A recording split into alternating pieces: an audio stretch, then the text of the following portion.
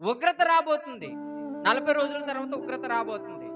ఏవండీ ఈ పట్టణం అంతా, ఈ నినివే పట్టణం అంతా నాశనం అయిపోతుంది గనుక, మీరు మారు మనసు పొందుకోండి, పశ్చాత్తాపపడండి, మీ పాపాలు విడిచిపెట్టండి, మీరు సరిచేసుకోండి అని చెప్పి నినివే పట్టణానికి యోనా గారు వెళ్లి ప్రకటన చేసిన తర్వాత అందరూ ఉపవాస దినాన్ని చాటించి మంచినీళ్ళు కూడా ముట్టుకోకుండా ఉపవాస దినాన్ని పాటించారు. పాటించిన తర్వాత దేవుడు కూడా పశ్చాత్తాపుడై ఏవండీ చేయాలనుకున్నటువంటి కీడు చేయక నాశనం రప్పించాలనుకున్నటువంటి ఆ నాశనాన్ని ఆపేసి ఆ ఉగ్రతను ఆపేశాడు.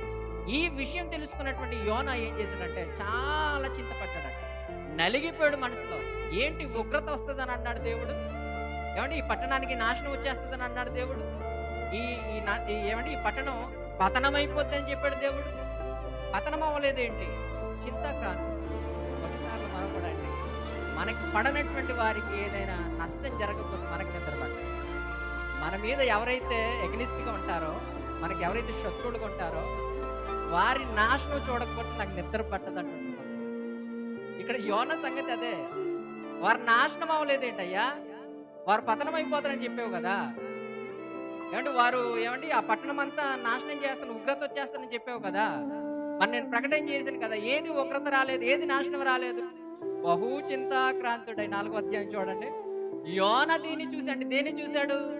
దేవుడు పశ్చాత్తాపపడ్డం చూసాడు. ఏమండి ఉగ్రత రాలేదు. దేవుడు చేయాలనుకున్నటువంటి కీడు చేయలేదు. నాశనము ఏమండి ఆపేశాడు. అప్పుడు యోనా దీన్ని చూసి బహు చింతాక్రాంతుడై కోపగించుకొని, యెహోవా, నేను నా దేశమందుండగా ఇట్లు జరుగునని నేను అనుకుంటే నాకు తెలుసు నీ సంగతి అంటాడు. నువ్వు ప్రేమమయుడువని, ఏమండి నువ్వు దయగలిగినటువంటి వాడవని, నువ్వు శాంతిమూర్తి అన్నటువంటి సంగతి నాకు తెలుసు. అలాంటప్పుడు నన్ను ఎందుకు పంపించవు? వారిని నాశనం చేయకుండా ఆపేస్తావా అని పట్టుపడుతున్నాడు యోనా. అయితే కిందన ఏమంటాడంటే, అందువలన అంటే నాకు తెలుసు కనుకనే నేను ఎక్కడికి వెళ్ళిపోయాను తెలుసా? తర్షీషుకి వెళ్ళిపోయాను. నాకు తెలుసు నువ్వు నాశనం చేయవని నాకు తెలుసు. ఉగ్రత ఏమంటే రానివ్వమని నాకు తెలుసు. అందుకని నేను అక్కడికి వెళ్ళిపోయాను.